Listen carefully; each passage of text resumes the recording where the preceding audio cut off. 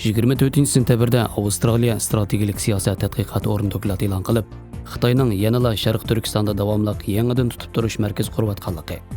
2017-yildan boshlab sun'iy hamroh rasmi, Google yer shari xaritasi va boshqa qurollar orqali Sharq Turkistonda qayta tarbiyalash lagerlari, tutib turish markazlari va turmalarni o'z ichiga olgan 380 dan ortiq tutib turish o'rnini aniqlagan.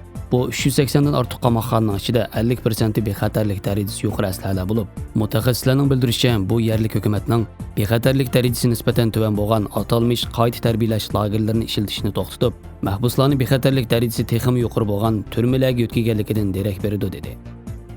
Avstraliya strategik siyosat tadqiqot o'rni payshanba kuni atalmish Xinjiang sonliq ma'lumot turi to'g'ri sonliq ma'lumot ombirining tadqiqot natijasini e'lon qilib, Xitoy hukumatining 2019-yil dekabr oyida atalmish Uyg'ur avtonom rayonidagi tarbiyalanuvchilarning hammasi o'qish bitirdi degan so'zlarga raddiya berdi. Hamda Xitoy doiralarining davomli yangidan tutib turish o'rinlarini ko'paytirayotganligini o'tirib qo'ydi.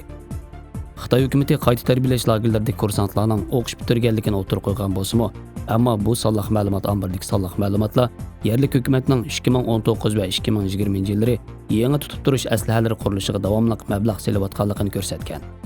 2019-yil dekabr oyidan boshlab Sharq Turkistonda kam deganda 61 tutib turish o'rni yangi qurilish boshlagan. 14 tutib turish o'rnining qurilishi hozirmi davomlashmoqda. Xitoyning lager haqida qilgan so'zlarining yolg'onligini hali ham sun'iy hamroh tortgan rasmlar bilan isbotlagan bo'ladi. Sharqiy Turkistondagi tutib turish sistemasini tahlil qilish jarayonida sun'iy hamroh bayqagan 380 tutib turish o'rinlarining aslahalari o'xshamagan bexatarlik darajasiga asosan 4 darajaga ayrilib, birinchi darajalik tutib turish o'rinlarining aslahalar bexatarlik darajasi tuvan bo'lib, odatda koni maktab binolaridan qayta yasalgan. Faqat rishotka va tomlar bilan qo'rshalgan. Bu tutib turish o'rinlari ilgari chet ellik muxbirlarning Xitoy yetakchiligida ziyorat qilishiga ruxsat qilingan o'rinlar. Hozir nurg'unlagan birinchi va ikkinchi darajalik tutib turish o'rinlarining ishki rishotkasi, tikanlik sim va teshidan qo'rshab turadigan beton tomlar so'kib elitilgan. 3 va 4 darajalik tutib turish o'rinlari mahbuslarni tutib qilish uchun ishlatilgan kameralar bo'lib, beton tom, tikanlik sim, qorovul munori to'liq bo'lgan turmalar ekan.